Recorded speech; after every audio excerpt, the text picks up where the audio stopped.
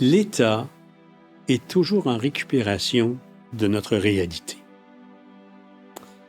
Ça a été long avant qu'on décide si on enlevait le crucifix de là, alors que c'était mis là, pas culturellement, c'était mis là politiquement, le crucifix en haut du trône de l'Assemblée nationale. C'est Maurice Duplessis qui a fait ça pour faire plaisir au clergé. C'est pas une affaire qui date du petit Jésus, là.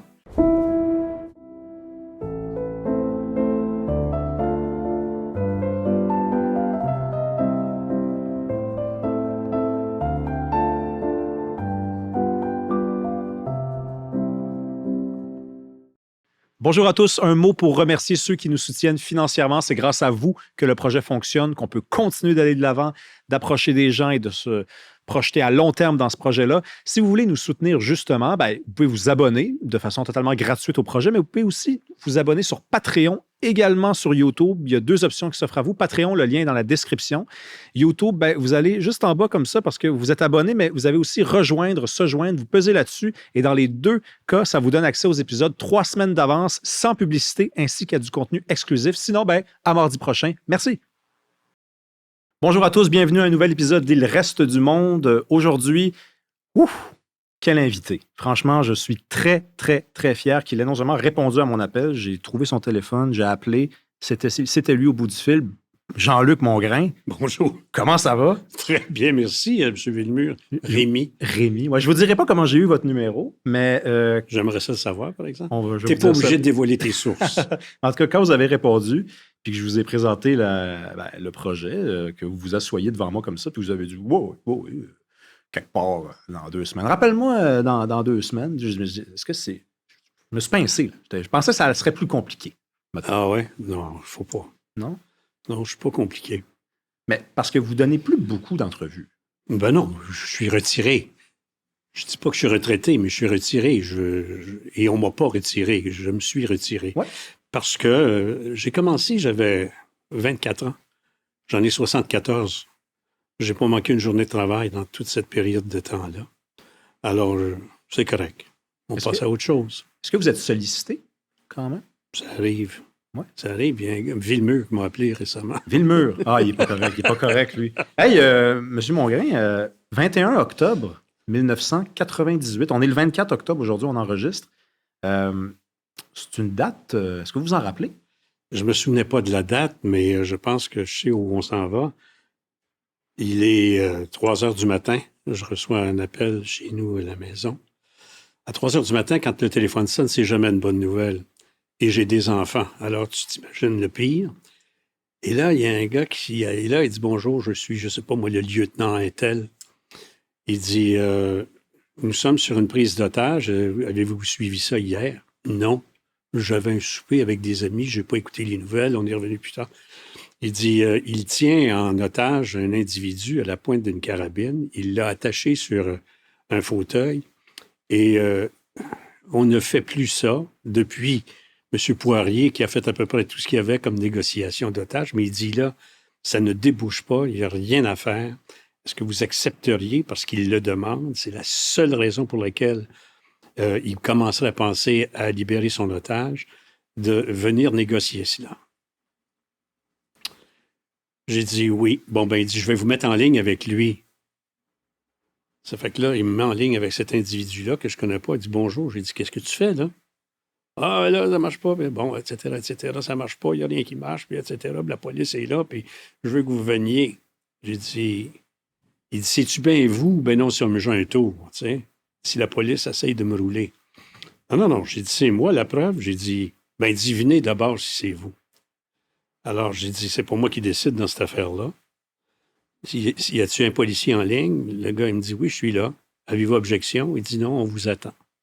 J'ai dit, très bien, je vais. Pendant ce temps-là, moi, mon épouse, elle a entendu la conversation, elle s'est réveillée elle aussi. Elle m'a fait un café. J'ai dit, ça te dérange-tu si je vais? Elle dit, vas-y. Wow. Et je me suis rendu là, dans l'est de Montréal. On a négocié, on a jasé. J'ai fait le gars raconter sa vie, son histoire. Il a libéré son otage, parce que j'ai dit, ça ne te donnera rien de plus. Mais mon inexpérience dans la négociation d'otages C'était votre première, hein, je pense. Et ce fut la seule. Euh, et là, j'étais content parce qu'il libérait l'otage. Les policiers ont dit, oui, mais c'est pas fini. J'ai dit, comment ça? Ben, il dit là, il n'y a plus de monnaie d'échange, là, lui, avec nous. Donc, il peut passer au pire. Le pire étant, il sort et il nous force à l'abattre ou il se suicide. Et là, je voyais l'image. Mongrain, dans le journal de Montréal, Mongrain rate sa négociation et celui qui enlève, le ravisseur, s'enlève la vie ou force les policiers à l'abattre. C'est pas une bonne manchette, c'est pas une bonne fin d'histoire. On regrette d'avoir répondu au téléphone. Là. Alors, je recommence à jaser avec lui, etc., etc. Et dans l'avant-midi, il est descendu par une échelle qu'on lui a mis au deuxième. Et j'étais au pied de l'échelle avec le SWAT.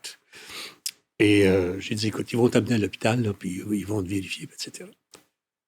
Je n'ai jamais eu de nouvelles de ce monsieur-là, qui avait probablement un problème de santé mentale évident, parce qu'il ne connaissait même pas son otage. Et lui, le monsieur qui a été libéré, m'a appelé quelques semaines après son choc post-traumatique, sans doute.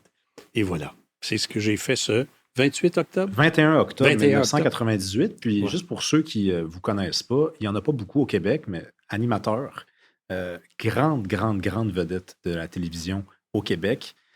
Quelqu'un qui a fait rire beaucoup de jeunes aussi, encore jusqu'à ce jour. On va parler des jeunes. Il y a des extraits qui sont viraux sur les réseaux sociaux, les duotangs, l'écureuil. Ça n'arrête pas de circuler.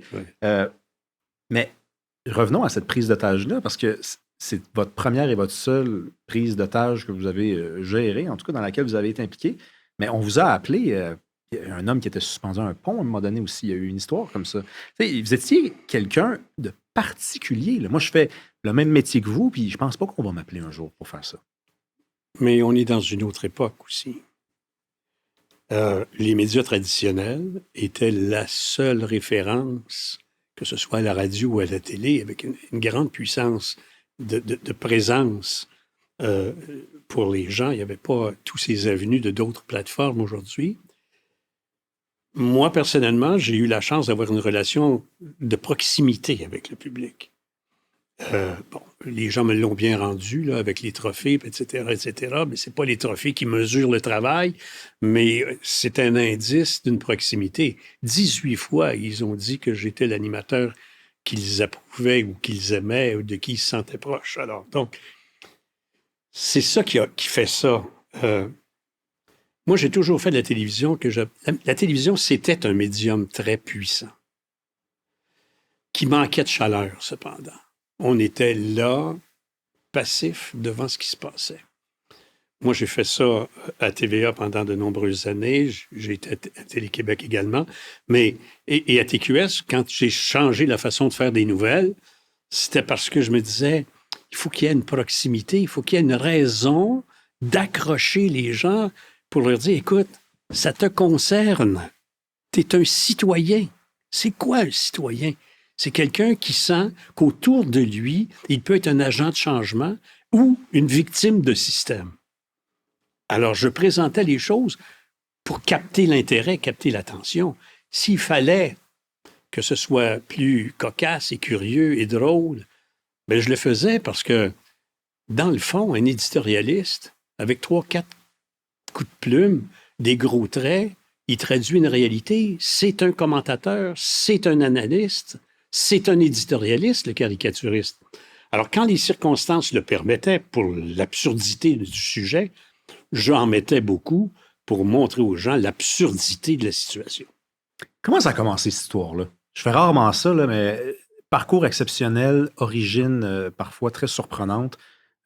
Remontons à votre plus jeune âge. Vous êtes un petit garçon, très ambitieux par contre. Un petit garçon bizarre, là, parce que les petits garçons, ils jouent, ils s'amusent, puis ils vont manger quand maman crie. Ça s'est pas exactement passé comme ça.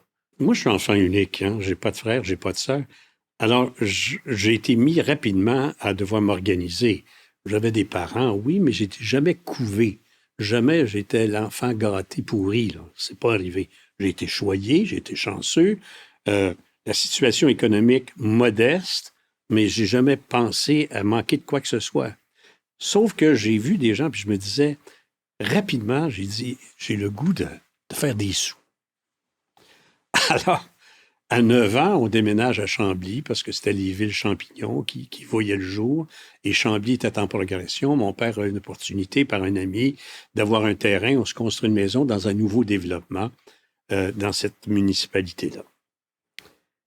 À l'époque, les travailleurs qui étaient là, au moment de leur pause, ils sautaient dans leur camionnette, leur pick-up, puis ils s'en allaient au village, là, puis il n'y avait pas 25 provisoires puis couche-tard. Alors, il y avait un gars au magasin général, puis il allait chercher leur paquet de cigarettes, leur gâteau, leur sandwich, etc., etc. Moi, j'ai dit, je vais prendre mon vélo. J'ai demandé à ma mère des sous. Elle a dit, qu'est-ce que tu veux faire? J'ai dit, je vais aller acheter des cigarettes. À 9 ans, on pouvait acheter des cigarettes. Pas parce qu'on avait le droit de fumer, mais le dépanneur disait rien. Là. Ben ouais. Alors, j'allais acheter un carton de cigarettes. J'allais acheter des boîtes de May West, puis de la liqueur, là, des Coke, des 7-Up. Je remettais ça dans mon panier de vélo, puis je revenais. Puis avec les restants de construction, tu sais, les 2x4 qui restent, les feuilles de contreplaqué qui restent, je me suis bâti une cabane avec un copain. Puis je passais sur le chantier, sur les différentes maisons, puis je prenais les commandes, puis je vendais ça. Les gars n'avaient plus besoin de prendre leur camionnette. Ça, c'était, j'allais dire, ma première aventure dans les affaires. Ben, Colin, il y a des gens pour qui c'est le troisième projet là, à 16, 17, 18 ans, puis on mesure le succès de ces gens-là en reculant, puis on disait tabarnouche, je sais pas, vous aviez à peine 10 ans. Oui, c'est ça. Mais puis, bon, alors, ce que je veux dire, c'est que mes parents m'ont jamais dit, qu'est-ce que tu fais là? À quoi t'as pensé? Mais voyons donc, ça n'a pas d'allure. T'es trop petit. Jamais, jamais, jamais. C'était dans le discours chez nous. Moi, mes parents, j'ai été chanceux. Ils m'ont mis dans des opportunités de me réaliser, de me développer. C'était pas oui puis non. Voici le corridor dans lequel tu peux œuvrer. Tu peux pas aller à gauche de là, puis tu peux pas aller à droite de là. Mais là-dedans, exerce ta liberté. Exerce tes responsabilités. Exerce ton sens du bon sens. Puis, bon, ce petit gars-là vend des patentes, fait plaisir aux gars de la construction, met de l'argent de côté. À 9 ans, je ne sais pas si on met de l'argent de côté. Vous aviez 15 000 à un moment donné. Oui, plus tard, par exemple. Là, j'étais rendu en secondaire 3, 10e année. OK. Ah, c'est 5 ans plus tard, ça. Ça vient vite, pareil. Oui. C'est vrai. Qu'est-ce qui se passe entre les deux? Entre les deux, je vais au collège parce que je voulais être pensionnaire, moi. Je voulais être dans un groupe, je voulais être dans une gang. Puis, la vie de collège, pour moi, et pensionnaire, ça a été extraordinaire parce que c'est une micro-société, hein. Tu n'es plus l'enfant unique de tes parents, là. Tu fais partie du groupe, puis arrange-toi pour ta sociabilisation, pour ta responsabilisation, pour l'organisation de ta vie, puis développe tes personnalités et tes talents. Moi, ça a été pour moi. Moi, là, tu reprendrais le ruban magnétique de ma vie, je referais mon collège Notre-Dame n'importe quel temps. J'ai adoré ça. Donc... Collège Notre-Dame sur en face de l'Oratoire Saint-Joseph. J'ai été à la même école que vous. T'es sérieux? Devant l'Oratoire Saint-Joseph. Ah, mon Dieu Seigneur. Les plus belles années de ma vie, honnêtement. C'est une très bonne école. Ah oui.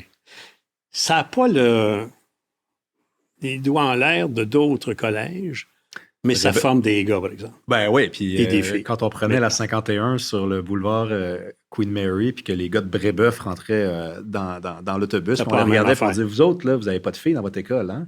Les autres, on en a. Ah, mais moi, il n'y en avait pas dans le temps. Il fallait que j'aille au Marceline en arrière de l'oratoire. Pour vous amuser un peu, pour faire des cabanes à sucre puis avoir des compagnes. Alors, voilà. Donc, au Collège Notre-Dame, j'ai été pensionnaire là tout le temps qu'a duré le cours avant qu'arrive le Collège d'enseignement général et professionnel, des cégeps. Et là, je me suis amusé parce que j'ai essayé à peu près tout ce qu'il y avait comme parascolaire. J'ai même sacrifié beaucoup de notes académiques pour les parascolaires. C'est correct, ça. Et pour moi, ça a été tout à fait... Alors, j'ai fait du théâtre, j'ai fait des sciences naturelles, j'ai fait de la musique. Vous avez fait du théâtre? J'ai fait du théâtre. C'est difficile à croire. Non.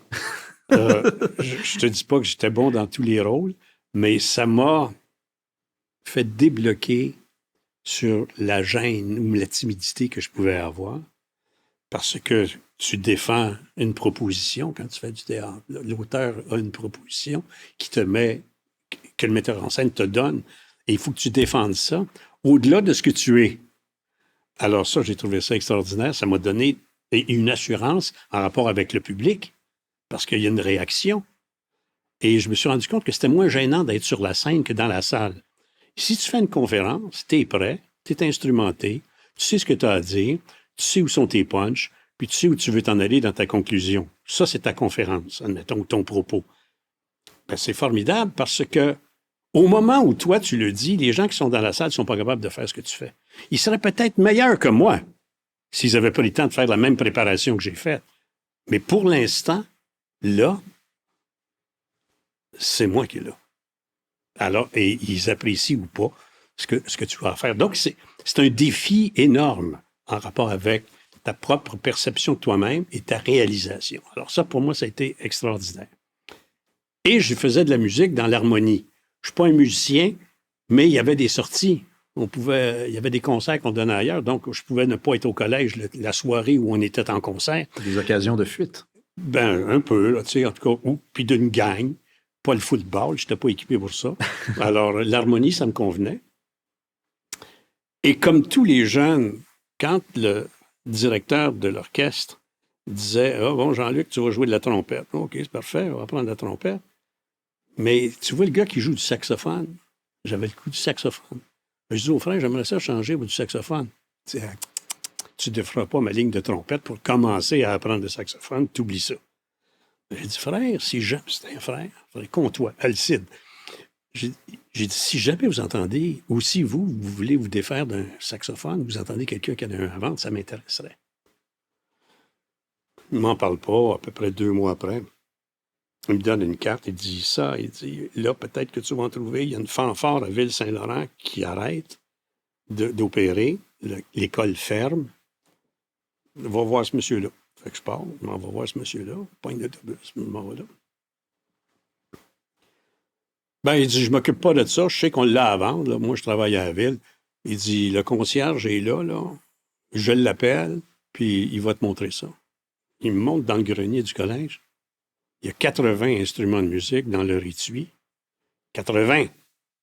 Fanfare au complet, là. Je peux toutes les nommer, les instruments qu'il y avait là. Ben, j'ai dit, moi, je veux pas acheter un fanfare. Je vais acheter un saxophone. Ah, il dit, moi, c'est pas le mandat qu'on m'a donné, là.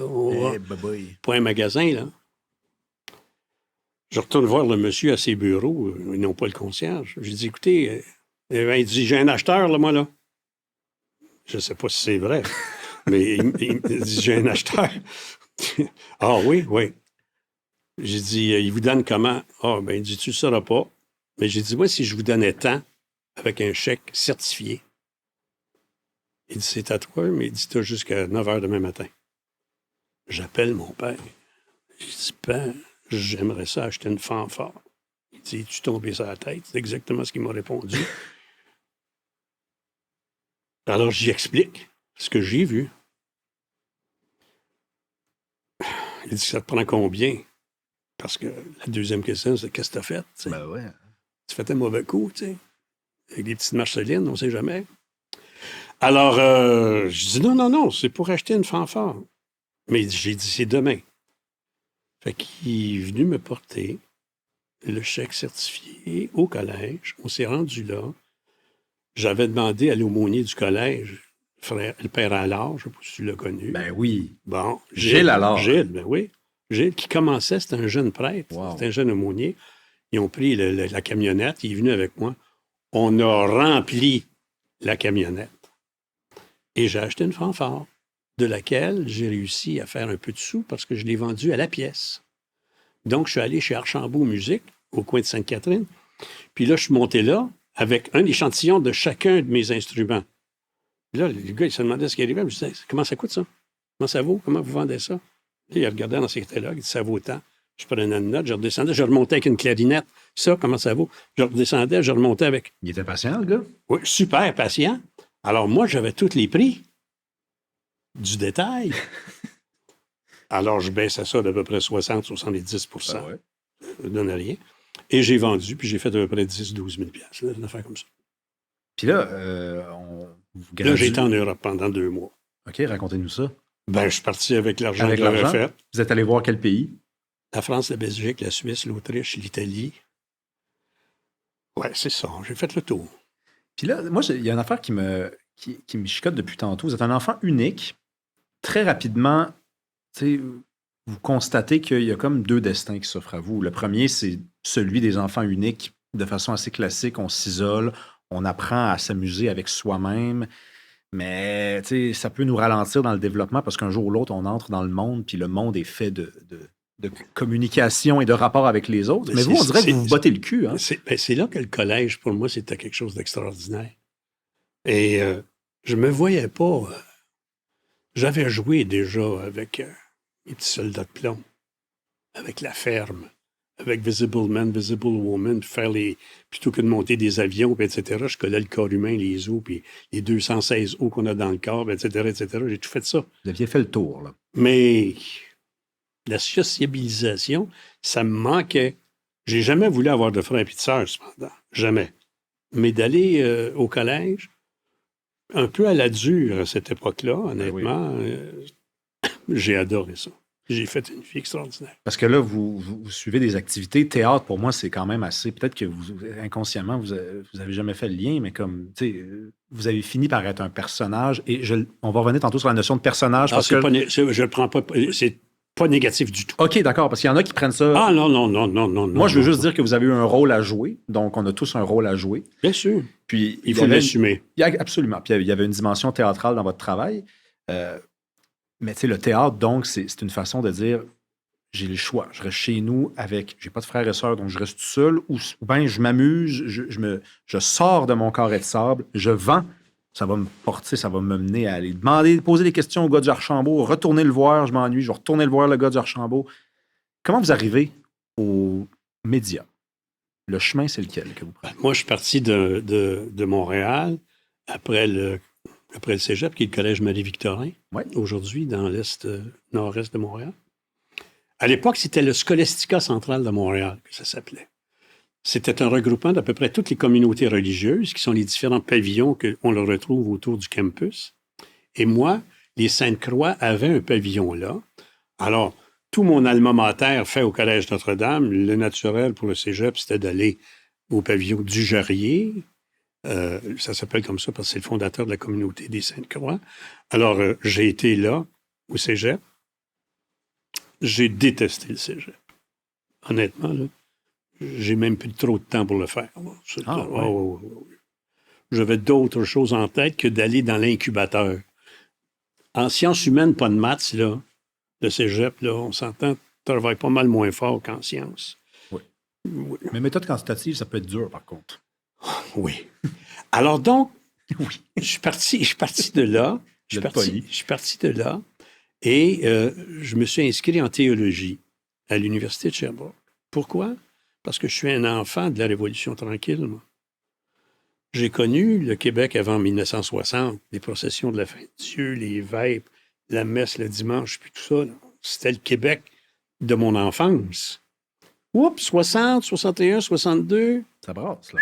Il n'y a plus rien de ça qui tient, ou de moins en moins.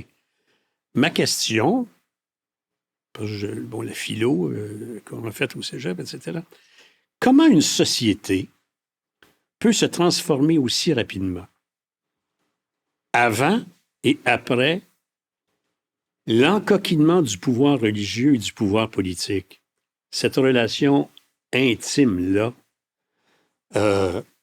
qui contrôlait la morale, l'agir, etc. Puis après, un désengagement du peuple envers ces valeurs-là. Alors j'ai dit, moi, je vais aller voir qu'est-ce que c'est que le vrai message de cette organisation humaine qui a probablement tout distorsionné le message initial. On connaît la patente. On connaît la patente. Alors, pour faire une longue histoire courte, je me suis inscrit en théologie. Pendant mes études universitaires, j'ai dit, il faudrait bien que j'arrondisse mes fins de mois puis payer mon logement, mon loyer, que je partageais avec un ami. Alors, j'ai dit, tiens, peut-être l'enseignement religieux. Fait que j'ai été à la faculté, à la direction de la faculté. J'ai dit, y a-t-il un endroit où on peut enseigner? Je m'en vais en maîtrise en théologie. Je finis mon bac. Y a-t-il une place où peut-être qu'il y aurait besoin de quelqu'un pour enseigner les sciences religieuses? Alors, le doyen me revient, puis il dit oui. Il dit École Immaculée Conception à Sherbrooke. C'est-à-dire remplacer une religieuse qui est en burn-out. Alors, oui. Alors, je m'en vais là. J'ai pas aimé mon expérience en enseignement. Qu'est-ce que vous n'avez pas aimé? La façon dont ce programme de sciences religieuses, là, était conçu, premièrement, et deuxièmement, le décalage énorme de la réalité des années 70 avec ceux qui ont pondu ça dans un ministère sans aller voir sur le terrain la clientèle à qui ça s'adressait. Je te donne un exemple. C'est cette jeune fille-là, pour répondre à ta question, qui est une inconnue pour moi encore, qui est une anonyme, mais qui m'a envoyé dans les communications. Alors, j'arrive là, et dans le programme, c'était aujourd'hui, mesdemoiselles, au programme, c'est l'amour de Dieu pour vous. C'est l'amour, c'est comme l'amour de votre père à votre endroit. La petite fille en arrière, elle se lève la main, elle dit, monsieur, oui. Elle dit, si c'est ça, elle dit, vous pouvez laisser faire parce que moi, il a battu ma mère hier, puis il m'a sacré dehors de la maison. On s'entend que l'exemple ne convient pas et ne dit absolument rien, ou voire au contraire, répulse cet enfant-là. Alors là, j'ai fini mon contrat de l'année, mais j'ai dit, elle vient de me donner une leçon de communication. Attention à ce que tu dis. Il faut que ça atteigne les gens. Il ne faut pas que ça les rebute. Alors, j'ai commencé à penser à ça, puis en travaillant un jour à préparer mes travaux pour la faculté, j'écoutais la radio, mais j'écoutais sans écouter. Il y avait de la radio qui jouait en arrière. Et à un moment donné, j'entends un gars, la prévision météorologique pour demain, ensoleillé, passage nuageux, risque d'averse, maximum 12, minimum -1. Vous écoutez telle station et on écoute maintenant un tel. Je suis capable de faire ça. C'est assez simple. Puis je vais pouvoir étudier pendant que je mets les jardins du Luxembourg. Ça dure 9 minutes 13. Alors, j'ai dit, tiens, je vais aller faire l'application. J'ai fait l'application. Ils m'ont fait passer une audition. Ils m'ont fait écrire. Ils m'ont posé 3 questions importantes et majeures. La première, est-ce que vous savez taper à la machine à écrire? ASDF, espace, JKL, point virgule. J'étais obligé, il fallait que je remette mes travaux. Je le savais. Avez-vous des permis de conduire? Ben oui, je suis étudiant à Sherbrooke, puis des fois, je m'en vais à Montréal, j'ai un petit char. OK, très bien. 3e question. Est-ce que vous connaissez qui est le député de Sherbrooke, qui est l'archevêque de Sherbrooke, qui est le maire de Sherbrooke, qui est l'échevin du quartier-centre? Que veut dire CR3S? J'avais aucune de ces réponses. Parce que quand tu étais à l'université, sur la colline du Haut-Savoir, le maire de Sherbrooke, Ben oui. on s'en fiche. On est comme sorti de la vie. On est dans un monde tout à fait théorique et artificiel. Alors, le gars me donne son carnet d'adresse, puis il dit, apprends ça par cœur, copie-le si tu veux, parce qu'il dit, tu commences lundi, comme journaliste. Alors, c'est comme ça que ça a commencé. De fil en aiguille, je suis devenu, à cause de toutes sortes de conditions, en charge de la programmation et de l'information. Et là, j'ai dit, toute cette énergie pour travailler pour d'autres. Mon restaurant, quand j'avais 9 ans, il était à moi. Alors, avec un ami... J'ai eu une fanfare, j'ai bâti ma petite cabane pour vendre mes West. Il faut que je J'étais continue. un enfant unique. Moi, là, j'ai jamais partagé mes jouets. Je ne peux pas commencer à partager. Non, mais c'est ça. L'enfant est encore... J'aime ça, l'analyse que tu en fais, parce que je ne l'avais pas profilé comme ça, moi, mais c'est vrai. Il y a de quoi là-dedans, là. Alors, avec mon ami, on décide d'acheter un hebdomadaire hors centre de Sherbrooke, à East Angus. Le monsieur se retraitait, il n'y avait pas de relève. Alors, on achète ça.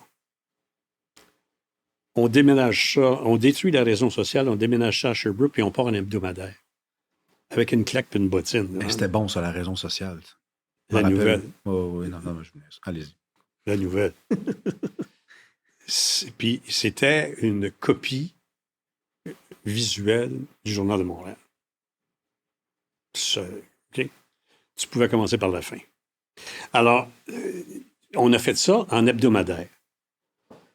On n'avait pas la velléité ou l'intention de faire mal au quotidien qui était là depuis 75 ans. Mais on se disait peut-être que au prix où ils vendent les choses, on est capable, nous, de vivre avec les miettes de l'assiette publicitaire disponible dans le marché Sherbrooke et région. C'est ce qui semble avoir fonctionné parce qu'au bout de 3 ans ou 4 ans, là, on a signé à la 5e année, on a été approché pour être acheté. Il y a quelqu'un qui voulait nous acheter. Comment il s'appelait, ce monsieur-là? Pierre Péladeau, qui commençait son expansion des médias régionaux. Là. Il achetait des médias un peu partout, puis il était en train d'entourer Sherbrooke. L'étincelle de Windsor, là, etc., etc. Il était en train d'entourer la place. Alors, il m'appelle. On se connaissait un peu. C'est drôle, la vie, comment c'est fait. Parce que quand il a connu mon nom, Mongrain, c'est assez rare. Et il me dit, Mongrain, toi, t'es parent avec qui? Alors, j'ai dit, mon père s'appelle Roger Mongrain. Puis j'ai dit, il travaillait dans l'imprimerie, c'est-tu drôle, hein? Il était vendeur d'imprimerie, de machinerie d'imprimerie pour George M. Stewart. Et je le connais. Comment va-t-il? J'ai dit, il est décédé. Ah oui? Écoute, il dit, m'intéresse, j'aimerais ça acheter ton journal. Puis vous avez quel âge, là, à ce moment-là? Quel âge que j'ai, hein? 82, 31 ans. Mais j'ai dit, M. Péladeau, c'est flatteur, mais en même temps, c'est impossible. C'est impossible, puis je vous dis pourquoi, M. Péladeau, avec tout le respect que j'ai pour vous, c'est que moi, je viens de m'acheter un dépanneur. Je me suis acheté une business avec mon copain. On a 2 petites familles. Si je vous vends ça, c'est à moi. C'est à nous autres. Ouais, je comprends. En tout cas, il dit, si ça vient qu'à te tenter, appelle-moi. Il est descendu avec sa Rolls-Royce, sa rue Short à Sherbrooke, venir visiter nos locaux. Il m'a appelé en chemin, il dit, « M'en viens, je vais aller voir ça. » Écoute, c'est archaïque notre affaire, on colle ça là, à la main, là, puis c'est artisanal. Il regarde ça, ouais, t'as combien de copies? J'ai dit, j'ai 36 000 copies par semaine. C'est quoi ton rendement? Fait que je lui donne mon rendement. Ton pourcentage publicitaire, tel pourcentage? Ouais. Je vais y penser, il m'intéresse. Il s'en va. Je reçois un téléphone, son vice-président aux acquisitions. J'aimerais ça dîner avec vous, M. Mongrain. On part, on s'en va manger au resto. Et là, il commence à me dire que ça y est, puis on va rentrer. Sinon, tu sais, on joue du coude, là. OK. J'ai dit, vous êtes qui? Il dit, moi, je suis vice-président. J'ai dit, moi, je vais être franc avec vous, monsieur, avec tout le respect que je vous dois pour la grandeur de l'entreprise que vous représentez. Moi, je suis président de ma patente à moi. Fait que si ça ne marche pas, vous direz à votre président vient de me voir. Moi, je le sais que c'est Pierre Péladeau, le président, puis j'y ai parlé. Puis j'ai dit, à part de ça, je vais vous payer le lunch. J'étais caqué un peu. OK, quand même. Ouais. Bon. Mais j'étais content, on était fiers, on va partir. Ben, je comprends. Chose. Puis c'est pas parce que tu es un géant que tu peux arriver puis t'essuyer les pieds sur le tapis avant de rentrer, puis pas, tu sais. Alors, c'est un village, Sherbrooke. Ça s'est su que Péladeau était venu chez nous avec sa Rolls-Royce là, en avant de la porte. Puis ça s'est su que j'étais au restaurant L'Élite avec ce monsieur-là. C'est venu aux yeux de Power Corporation, ça, de la tribune. On n'était pas leurs concurrents, mais on est fatigué un petit peu. Ben oui. Alors, on a eu une approche de Power Corporation. Ils nous ont fait une offre. J'ai dit non, je vais vous vendre un droit de premier refus. Ils ont dit, on n'achète pas ça, des droits de premier refus. Ben, si vous n'achetez même pas le droit de premier refus, vous n'achèterez pas le journal, c'est sûr. Donc, je leur ai vendu le droit de premier refus. Ce qui voulait dire qu'au moment où j'aurais une offre, ils avaient 10 jours, eux, pour l'arrimer puis dire on le prend ou nous laisser aller puis qu'on vendait au prochain. C'est ce qui est arrivé. On a eu une proposition d'un tiers parti et ils nous ont acheté 10 jours après qu'on leur a dit regardez, ça, c'est notre offre. Donc, on a vendu à Power. J'avais plus de job. Eux autres, ils me disaient oui, un contrat. Mais moi, travailler pour un autre ne m'intéresse pas. C'était pas réglé, ça? C'était pas réglé, ça. Alors, ils voulaient que je reste là quelques années. Alors, je rencontre un gars qui s'appelle Bernard Fabi, qui est à Télé 7 à Sherbrooke, qui en est le directeur général. Jean-Luc, il dit T'as vendu? Oui, il dit, qu'est-ce que tu fais? Je fais rien. Il dit, tu devrais faire de la télévision. Je t'écoutais quand tu faisais de la radio, puis j'aimais ça. Lui, j'ai pas une gueule de faire de la télévision. Qu'est-ce que tu fais là? Non, non, mais il dit, c'est comme faire de la radio, mais on va te regarder faire. C'est tout. Alors, j'ai dit, oui, puis, ben, j'ai dit, qu'est-ce que tu ferais? Ben, j'ai dit, moi, ce que je ferais comme tout le monde. Je lirais mon journal le matin en prenant un café, puis je dirais ce que j'en pense. Puis là, les gens diraient, êtes-vous d'accord avec ça ou pas d'accord avec ça? Qu'est-ce que vous en pensez? Une ligne ouverte, comme je faisais à la radio. Mais ça, à la télé, ça n'existe pas. Ça n'existait pas. Parce que vous l'avez dit tantôt, à l'époque, il manque de chaleur à la télévision. Exact. Alors donc, ils ont dit, comment ça t'appellerais ça? Je m'appelle Mongrain. Je vais mettre mon grain de sel dans l'actualité. Il dit, c'est bon, maudit. 8 heures le matin, on commence. Alors, j'ai commencé comme ça. Mais quelle époque, quand même. Mais c'était un laboratoire, la télévision, à cette époque-là, en région. Il y avait du risque qui se prenait. Aujourd'hui, on s'entend, là. On veut un show qui fait 1 million. OK, il sort l'affiche, 1 million. Ah, tiens, un couple, une fille blonde, une fille brune, un gars comme ça. Puis bon, on va faire une petite histoire avec ça. Puis ça tire 700-800 000. OK, parfait. Go. Mais ça, c'est un risque. Mm-hmm. Prendre un gars avec une feuille de plywood, des logos de journaux, puis un téléphone à piton, puis appeler ça mon grain de sel pour avoir la gueule que j'ai. Mais ça n'aurait pas marché, ça n'aurait pas fait mal. Tu comprends? Il aurait mis ça de côté, puis on l'oublierait. Mais non. 3 mois après avoir débuté, Montréal prend le feed. Moi, je connais pas ça, là. Ma mère m'appelle. Elle dit, il y a du monde qui vient de me voir au bureau, puis ils me disent que tu es au Canal 10. Je ne suis pas au Canal 10, je suis au 7. Puis sur Patonique et régional. J'ai dit, ils peuvent se tromper parce que l'antenne est tellement forte sur le Montford qu'ils peuvent me recevoir par là, puis ils pensent que je suis au 10. Parce qu'il y a des émissions communes de service. Ben oui. Non, non, non, non, non. Il me dit ça. Je parle, moi, dans le bureau. Je dis, ça se peut-tu que je sois au Canal 10, moi? Ouais. Ils l'ont pris, ils nous l'ont acheté. Ils l'ont acheté. Et moi, donc, il n'y a pas d'union des artistes qui couvre à cette époque-là la région de Sherbrooke. C'est pas sous juridiction. Ils pouvaient faire ce qu'ils voulaient. Je n'ai pas dit un mot. J'ai attendu la fin de la saison. Et là, on a dit, on recommence. Là, on négocie un truc, là. Là, oui. Ouais. Et j'avais rencontré mon épouse à cette époque-là, qui est avocate et qui est une négociatrice chirurgicale. Je pense même qu'elle est anesthésiste aussi en même temps. Et elle m'a négocié un contrat intéressant pour une télévision régionale.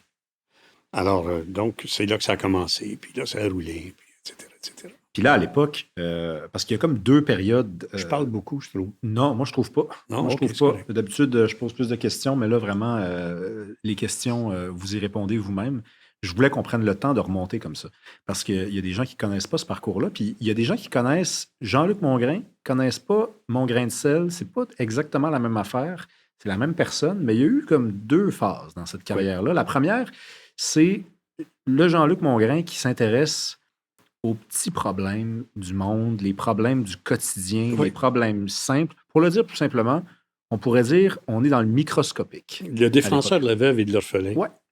Et des aberrations administratives en fonction du service ou non donné aux gens. Alors, les cas sont multiples de choses que j'ai défendues, d'affaires qui ont fait changer des règlements ou des lois de façon générale et concrète. J'en ai une, entre autres, si tu me permets. Ben, allez-y. Alors, il y a un monsieur qui m'appelle, il dit, écoutez, M. Mongrain, il dit, moi, il dit, mon métier, il dit, j'ai une rente de lait, je suis laitier, là, je passe de porte en porte, j'ai une clientèle, j'ai un territoire à desservir, mais il dit, j'ai eu un accident de chasse, puis il dit, j'ai reçu une décharge dans la jambe, j'ai eu 17 opérations, je suis invalide, je ne peux plus travailler, j'ai tout perdu, je suis dans la rue. Puis il dit, je ne suis pas assuré pour ça. Je dis, comment tu n'es pas assuré? Ben, il dit, quand tu as un permis de chasse, tu as une assurance. Bon, ben, j'ai dit, l'assurance. Alors, écoute bien, l'aberration administrative. Le gars, il est à un restaurant comme si toi puis moi, on est là. Il dit, hey, es-tu chasseur, toi? Tu me dis oui. Je dis oui, oui. On y va-tu? on se fait boder. Ouais, on devrait y aller dans 3-4 semaines, etc. Et là, on apprend à se connaître, etc. Puis on part, puis on s'en va à la chasse. Moi, je suis en avant, toi, tu es en arrière. Ton coup part, tu me tires dans le jambe. Ça, c'est des faits. Quand arrive le temps de la réclamation du monsieur, vous n'avez pas eu d'accident de chasse. L'administration, vous n'avez pas eu d'accident de chasse. Comment j'ai pas eu d'accident de chasse? Le gars que vous tiré n'avait pas de permis de chasse.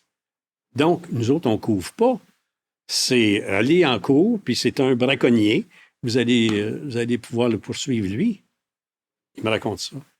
Moi, immédiatement dans ma tête, ça veut dire que je me fais frapper en automobile par un gars qui n'a pas de permis de conduire, puis je n'ai pas eu d'accident d'auto. Et l'assurance automobile ne me couvrirait pas. Voyons donc. Je pars avec ça. Et j'ai les dents ça de long. Bing, bang, bang, bing, bang, bang. Négociation. L'ombudsman m'appelle pour dire, écoutez, nous serions prêts, M. Beaugrain, à donner à M. un tel un montant. Non. On va pas régler juste le petit problème. Non. On va changer la loi. Exact. Puis là, j'appelle le gars, j'ai dit, s'il t'approche puis qu'il t'offre le montant, je vais le matcher. Tu prends pas ça, là. C'est une aberration légale du système. Alors, à se battre. Et un jour, j'ai reçu un téléphone de M. Robert Bourassa. Bonjour, M. Mongrain, ça fait quelques jours, quelques semaines que vous allez en onde avec cette histoire-là. Vous avez tout à fait raison. C'est un trou dans la loi. On n'avait jamais entendu parler que c'était une possibilité, ce drame-là qui arrive au monsieur. Alors, il dit, nous allons régler ça. Et M. Picotte, qui était ministre responsable du tourisme, chasse et pêche, va faire un amendement à la loi puis régler ça. Alors, le monsieur a été indemnisé, puis la loi a été changée. Mais tu vois, des affaires comme celle-là, il y en a eu de toute nature et de tout ça. Alors, ça, c'était le premier volet. Mon grain de sel, un peu le défenseur. Mais ça vous a épuisé à un moment donné. Ça m'a épuisé de la façon suivante, c'est que un jour, j'appelle mon épouse à son bureau. Je dis, oui, bonjour. Oui, je dis, bonjour, Jean-Luc Mongrain, j'aimerais parler à Maître Durand. Il appelle ici Mongrain à peu près 4-5 fois par jour. Non, j'ai dit, madame, je suis Jean-Luc Mongrain. Oui, on verra bien. Ben, du clouc. J'ai rappelé, j'ai dit, je vous donne un numéro de téléphone, donnez-le à mon épouse, vous allez voir qu'elle va dire que c'est mon numéro. Alors, il y avait une surutilisation de mon nom. Hey, le dossier de Mongrain, là, bonjour. Le dossier de Gérard, là, Jean-Luc Mongrain qui parle ici, ça va-tu se régler, cette affaire-là? Sinon, je vais en parler à la TV. Les gens usurpaient. Ben voyons donc. Oui, les gens usurpaient mon nom pour essayer de faire avancer leur dossier. Et en même temps, je voyais que j'avais l'effet pervers de ça, créer une certaine dépendance des gens, plutôt qu'eux autres même fassent la démarche. Là, ils appelaient pour savoir l'heure de la météo. Là, fais-tu beau? Quelle heure qui est? Je veux dire, ça n'a pas de bon sens. Oui, bien c'est ça. En fait, vous aviez l'impression que les gens vous utilisaient pour ne pas avoir à se botter le cul. T'sais. Ben, voilà.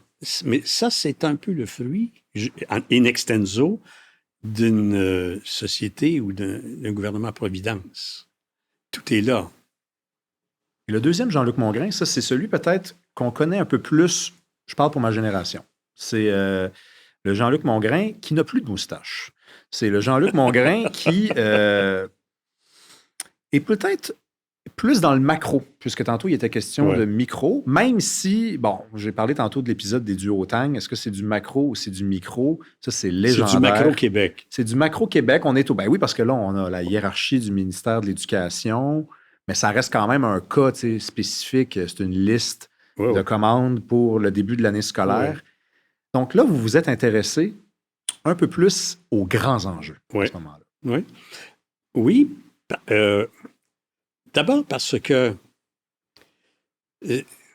on est passé, à mon point de vue, de l'aide presque individuelle du cas de madame ou de monsieur un tel à un regard sur la relation qui existe entre l'État et les citoyens dans le service, dans les opportunités, etc., etc.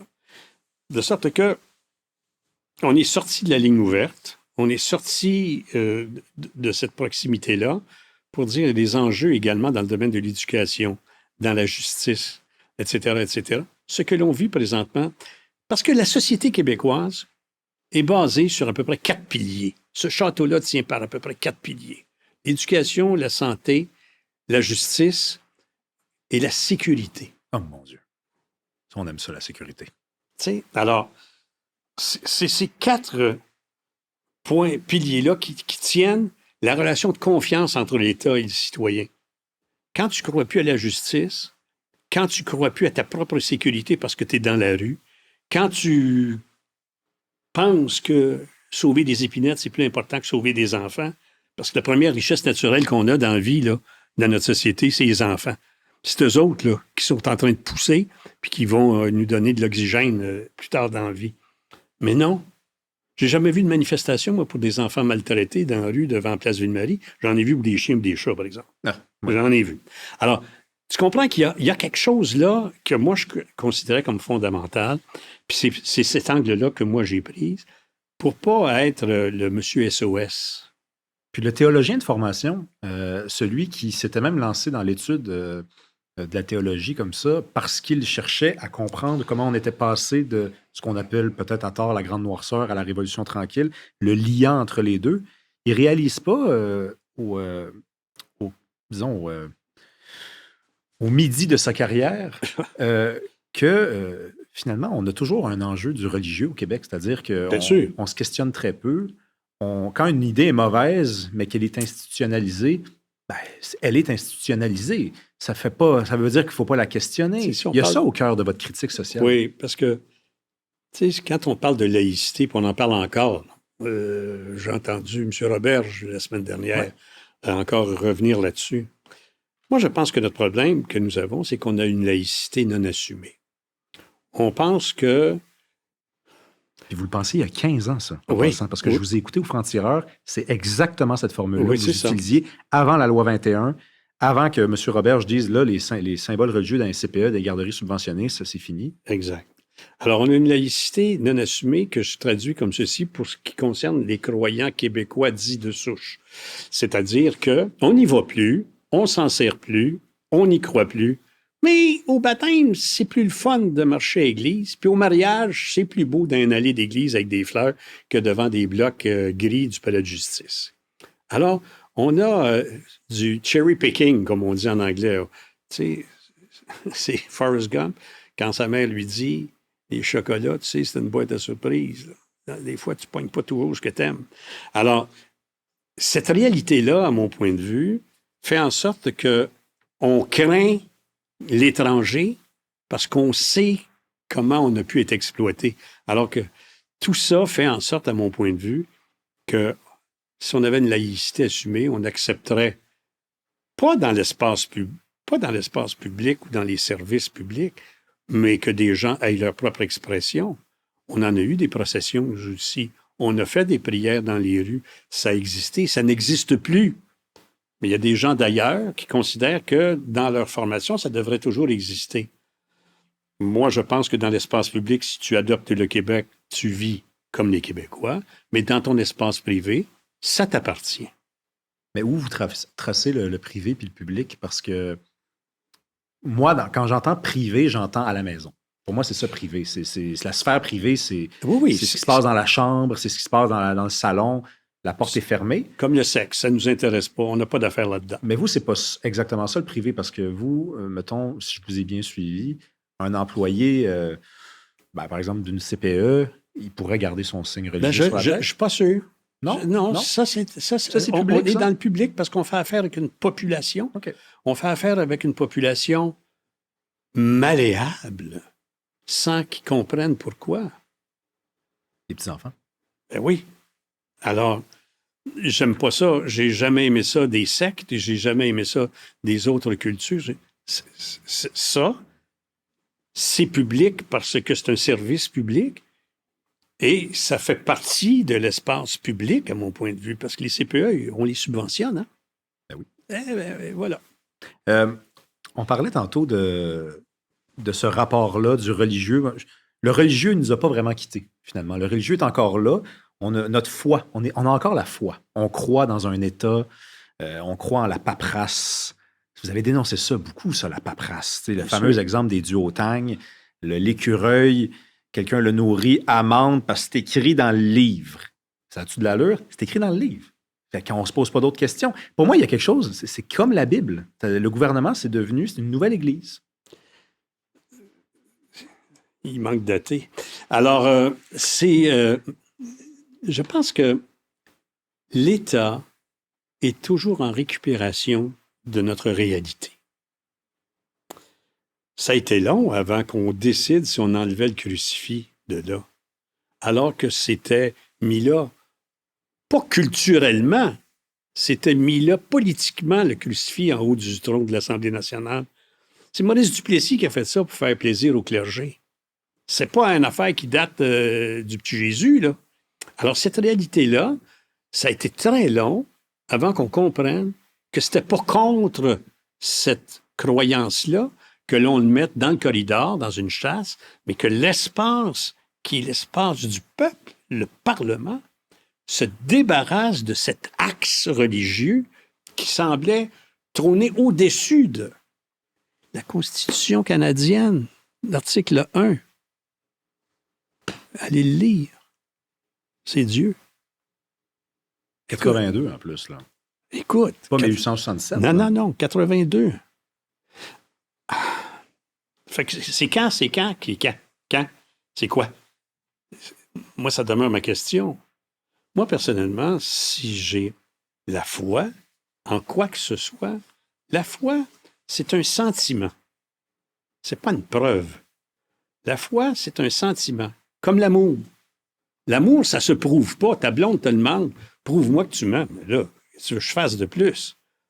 C'est jamais bon signe, par contre, ça. Hein? Quand on en arrive là dans un couple, c'est jamais bon signe. Ah ben, peut-être. Alors, parce que là, tu dis, c'est quoi la mesure de ce que ça y prend pour que je lui fasse une preuve, alors que c'est quelque chose qui s'éprouve. La foi, c'est la même chose. Je ne peux pas te prouver que Dieu existe. Ça, c'est clair.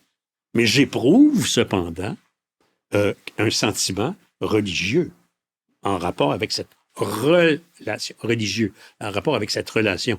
Alors, avec l'État, c'est un peu la même chose. On a une relation, mais desquelles on est presque devenu servile. Je regarde le conflit présentement que l'on a. Là. On est en train de déposer là, une loi, la loi 106, pour les médecins. On a polarisé le débat. Comment ça se fait que si tu vas au restaurant puis tu fais une réservation puis tu as un eau chaud, là, tu ne te présentes pas, il y a des restaurants qui vont te charger 20$. Nous, non seulement il n'y a pas de ticket modérateur, mais tu regardes les statistiques, puis le no-show, là, c'est à peu près 20 à 22% des gens qui ne vont pas à leur rendez-vous. C'est pas grave, c'est gratis. Ben oui, mais tu viens d'enlever la place à quelqu'un, premièrement, sur l'accès aux soins. Tu viens d'enlever un revenu X à ton médecin. C'est pas grave. Ah ben, mais quand tu as ça, tu comprends qu'on a un problème.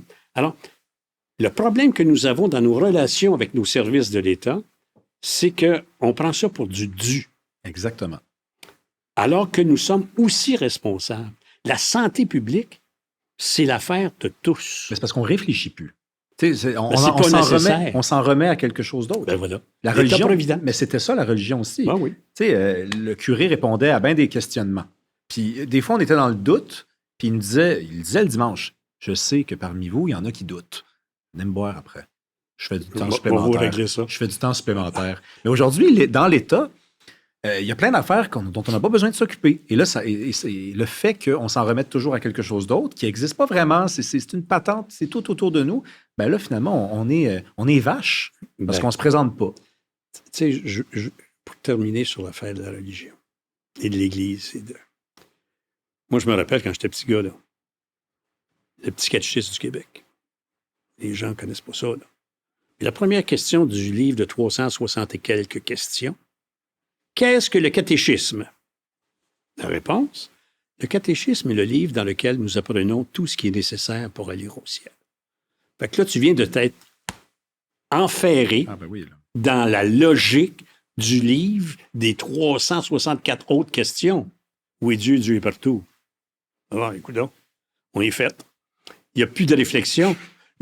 Tu as le code. Je veux qu'on parle des médias. Parce que vous avez changé vraiment le visage de la télévision au Québec. Vous dites qu'il manquait de chaleur. À l'époque, on lisait les nouvelles. Vous nous avez tantôt fait une sorte de caricature de la météo. Ça existe encore, là, tu sais, de donner la météo de façon très quantitative. Là. Il fait 12, il va faire 6, il va venter, allez vous coucher. Nébulosité croissante, c'est un mot. Oui. Puis vous êtes arrivé avec des nouvelles, pas de téléprompteur. Non. J'ai lu le journal un matin, je sais où on s'en va. Est-ce que vous trouvez que le milieu médiatique aujourd'hui n'est pas revenu à là où vous l'avez rencontré? C'est intéressant parce que moi, j'ai toujours dit que quand j'ai pensé à ça, il faut que je te raconte comment ça se fait qu'on a fait les nouvelles comme ça à TQS. Allez-y. Quand je suis arrivé là. D'abord, j'ai été à peu près 4 mois où je n'ai pas travaillé. Je venais de quitter le contrat de Télé-Québec et j'avais un espace-temps respecté et je m'en allais à TQS. Pendant ces 4 mois-là, j'étais un téléspectateur. Moi, je ne suis pas un journaliste. Hein? Je suis un présentateur, animateur, commentateur et analyste. Je ne suis pas un journaliste. Alors, vous n'êtes pas objectif, là. Hein? Vous n'êtes pas objectif. C'est-à-dire que je ne crois pas que ça existe. Je peux être, cependant, intellectuellement honnête. Et juste. Ouais.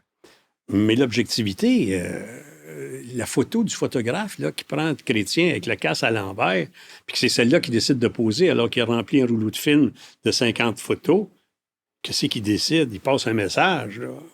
C'est-tu objectif? Il n'a pas eu de l'air de ça tout le temps, lui, là, etc., etc. Alors, Chrétien, c'est peut-être pas le bon exemple parce que... Ben, que voulez-vous? Alors, donc, j'ai regardé, moi, les bulletins de nouvelles avec un autre œil.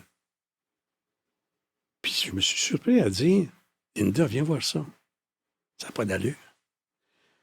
Alors, j'ai dit, ce que je vais faire, ma proposition était la suivante. Il y a des journalistes qui sont bons, c'est des professionnels, ils sont bien payés.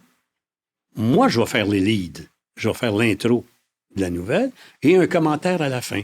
Comme je fais encore, et là, ma mère, pas ma mère, mon épouse aimerait beaucoup que je retourne travailler, j'ai l'impression, parce que je m'ostine avec la télé. Alors, donc, j'ai dit, c'est ça qu'on va faire. Alors, j'ai proposé ça, et il y a une anecdote extraordinaire. Quand je signe le contrat à TQS pour aller faire ça, il convoque une conférence de presse. Et il y a Louise Cousineau, de Regretter Mémoire, qui était critique en télévision, qui était à la conférence de presse. Alors, moi et Luc Doyon, qui était le vice-président programme, on s'en va à la conférence de presse, mais honnêtement, là, on ne sait pas trop qu'est-ce qu'on va faire. J'ai juste dit ce que je viens de te raconter là.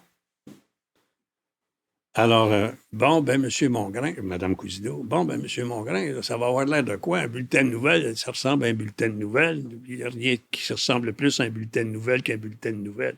Ça, c'est sa question. Ben oui. Ben, j'ai dit, je ne peux pas vous le dire, parce qu'on va être copié.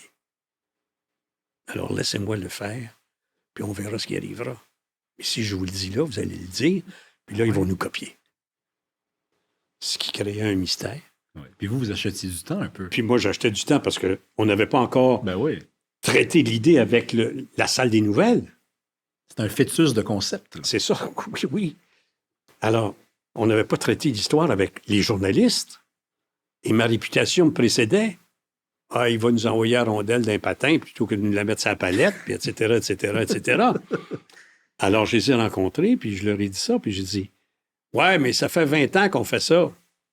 Ben oui, mais ça fait 20 ans que vous faites ça, ça fait 20 ans que vous êtes troisième. Et même pas ces marches du podium.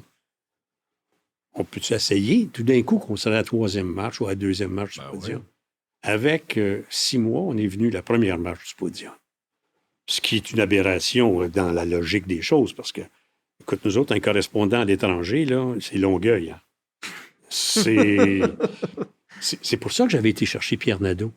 OK. J'avais dit à Pierre, Pierre, vous êtes ça, mais vous avez fait de l'international, vous avez été sur le terrain, vous avez été partout. Les enjeux internationaux, venez nous les raconter. Alors, sans avoir à sortir, c'est un gars qui avait une connaissance exceptionnelle, du bout des doigts, une façon de livrer qui était formidable. Il venait, une fois par jour, me raconter, comme Lépine fait présentement. Oui, oui. Alors voilà, on a changé un peu la façon de faire, si bien que j'en ai vu d'autres faire semblables. Ben, c'est ça, mais je veux à pas, deux. je veux pas vous mettre dans une situation où vous trouveriez peut-être à critiquer ce qui se fait aujourd'hui, mais je pense qu'il n'y a rien disons, de maladroit si on avance que ça ne se fait plus comme ça se faisait dans votre temps, ou en tout cas comme vous le faisiez vous. Est-ce que vous portez un regard sévère sur cette transformation-là? Puis peut-être que vous allez me dire, ben non, regarde, il est arrivé ce qui est arrivé, mais j'ai l'impression que. Ben, je pense que la crise média a fait en sorte que ça a été comme une attrition des capacités journalistiques de couvrir l'information. L'autre affaire, c'est que l'avènement des plateformes qui ont une rapidité de livrer une information fait en sorte que le média traditionnel semble redondant, semble en retard. Alors, on l'a vu ça à 10 heures ce matin, on le voit à 22 heures ce soir. Mais la réalité, elle existait avant aussi, cette lenteur-là. Mais il n'y a pas eu, excuse-moi l'expression anglaise, l'appel au réveil, le wake-up call de la télévision traditionnelle ou des médias traditionnels. Si bien que, souviens-toi, et encore c'est vrai, à 22 heures le soir, il fait clair. Le gars me dit la même affaire qu'à midi. Ils prennent la cassette, puis ils la mettent à 10 heures le soir, au cas où je ne le saurais pas. Écoute, je suis inondé au quotidien par la nouvelle en continu. Et si ça ne va pas, je vais sur ma tablette, qu'est-ce qui vient de se passer? Pouf! Puis j'ai des plateformes qui m'appellent, qui me disent, hey, regarde, dernière heure, regarde ce qui vient d'arriver. Et le soir, je me regarde pour voir s'il y a des développements. Bien, il n'y en a pas.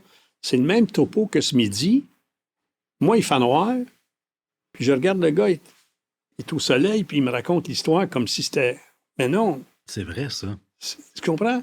Si on est là et on est en direct, passe-moi pas des cassettes d'hier Ben oui. ou d'un matin. Mais on n'a pas les moyens d'avoir une équipe qui mettrait rapidement un suivi à la nouvelle. Puis le fait qu'il y ait moins de moyens, ça affecte aussi la prise de risque, j'imagine. Parce que Bien sûr. les projets que vous me décrivez depuis tantôt, là, c'était des risques. Sauf que il y avait une culture du risque à l'époque qui était différente. Alors qu'aujourd'hui, maudit, mon grain, il pourrait revenir. Ouais, il y aurait des codes d'écoute, mais ça se dit plus, ça. Puis au premier scandale, le commanditaire va peut-être nous lâcher. Ça fait de la télé de check-in un peu. Peut-être. Je ne sais pas quel est l'état de la situation au point de vue commercial pour ces business-là et au point de vue d'une société d'État qui est souvent menacée d'attrition et de coupure. Pas facile, là, l'univers dans lequel ces gens-là... Moi, je pense que j'ai vécu la période des années en or des médias. Parce qu'avant, le monde faisait n'importe quoi pour travailler à la TV, là, s'il voulait, là. Puis, tu sais, les revenus pour les animateurs n'étaient pas très forts, là. Puis maintenant, ben, il y a encore autant de monde qui veulent en faire, mais les revenus sont moins là, alors les cachets sont moins là. Moi, j'ai pas peur de le dire. Le temps où j'ai été là, je n'ai pas un mot à dire sur cette affaire-là. Je trouve triste, cependant, avec une distance. Vous avez fait de l'argent? Ben oui. Ben oui, j'ai fait de l'argent. Et j'étais producteur aussi. Vois-tu, j'ai pas voulu être à la remorque d'une paye. Faisiez combien? Là, ça regarde personne. Des centaines de milliers de dollars. On est dans le privé. Mais quand tu amènes 1 million de téléspectateurs par jour et que tu prends le montant de la publicité qu'il y a dans ces minutes de publicité-là et que tu additionnes ce que ça peut en coûter en coût, tu as le droit d'avoir une part du gâteau. C'est évident. Doc Mayou, Pierre Falardeau, c'est des gens que vous avez déjà interviewés. Bien sûr. Moi, aujourd'hui, là, je regarde 2025, le monde autour de moi qui font des médias. Ça n'existe plus, des personnages de même. Non, il y en a moins. Il n'y en a pas, je pense. Je ne sais pas, je ne les vois pas. Gilles Proulx, il est encore en vie, mais je veux dire... tu sais, Non, mais Gilles, c'est une autre histoire. Mais pour les invités, cependant, vous avez raison, le débat, c'est quelque chose que l'on digère mal maintenant. Moi, je me souviens, j'ai eu des plaisirs fous avec des Falardeau, avec des Michel Chartrand à l'époque, que bien des gens n'ont pas connu, mais qui était un chef syndical très vert et agressif. Et Mayou, Mais Mayou, il y a eu de la dérive. Mais Falardeau, tout un personnage. Moi, j'adorais interviewer Falardeau. Puis il le savait au sens suivant, c'est que je disais, commence pas à chirer, le patin d'aller à gauche, pas à droite. Là. On a des balises. Alors un jour, ça c'est une anecdote le fun, je fais une émission à Télé-Québec qui s'appelait Les Commissions Mongrain. C'était une émission de grand plateau, les gens en salle, etc. Et il y avait différents sujets. Alors c'était la pédophilie, ça a été bon. Et ça a été un jour la séparation du Québec, là, tu sais, quand les Anglais ont voulu dire s'il y a une séparation du Québec, nous autres, on se sépare du Québec parce qu'on est dans le West Island, etc., etc. Alors, un de mes invités, j'ai 6-7 invités, là, c'était un grand plateau. Et Falardeau est à côté de celui qui représente la séparation anglaise. Il est juste à côté. Puis à l'époque, on fumait. En tout cas, non, on fumait pas, mais Falardeau fumait. Oui, hein? Fumait. Il envoyait ça d'en face. Tout le temps de l'émission. Je dis durant une pause. Falardeau. Arrête, là. Mais c'était drôle. C'était un gars super correct. Mais avec une cassette, c'était rendu redondant. Toujours la même chose. Ben, il y avait une mission, cet homme-là. Ah, il était en mission. Puis je pense qu'il a toujours su qu'il allait mourir quand même jeune. Je sais pas ça. Mais, à quelque part, c'est une perte. Puis, moi, Pour l'éveil de conscience. Mais pour aussi, ne serait-ce que, si on reste sur la question des médias, je veux dire, ça faisait du bien du monde de même. Le monde n'était pas de même. Le monde était aussi plate qu'il l'est aujourd'hui. La moyenne a toujours été, au bâton a toujours été ordinaire, mais il y avait du monde de même qui existait. Oui, mais... Est-ce que la société en fabrique moins de ces gens-là? Peut-être qu'il en fabrique moins parce que on a fermé l'usine. Au sens suivant, c'est que je pense que collectivement, le discours se rétrécit, le discours se polarise, laisse peu de place à la différence. On est dans le tapis mur à mur. Moins de place pour l'exubérance aussi même. Oui, probablement. Tout ça vient ensemble, à mon point de vue. Ils sont rares. Ils sont rares maintenant, les gens qui campent une conviction et qui suscitent le débat. On n'aime pas la chicane. La chicane, maintenant, elle s'est cachée dans l'anonymat. Mais est-ce qu'on l'a toujours pas aimé? Ou... Je pense que ça a toujours été compliqué. Des restants du judéo-chrétiennisme, là, il ne faut pas. Mais je pense que la controverse s'est cachée dans l'anonymat du web, des réseaux sociaux. C'est malheureux parce que l'anonymat est un faux pouvoir et ça peut être un fourre-tout, une manipulation de l'opinion publique sans responsabilité. Parce que avec la liberté vient la responsabilité. Savoir exercer sa responsabilité, c'est se donner une qualité de liberté. Doc Mayou, vous avez dit, c'est un personnage, un peu comme Falardeau. Lui, par contre, vous avez dit dérive. Oui. Il s'est égaré? Ben, je pense, Dieu est son âme,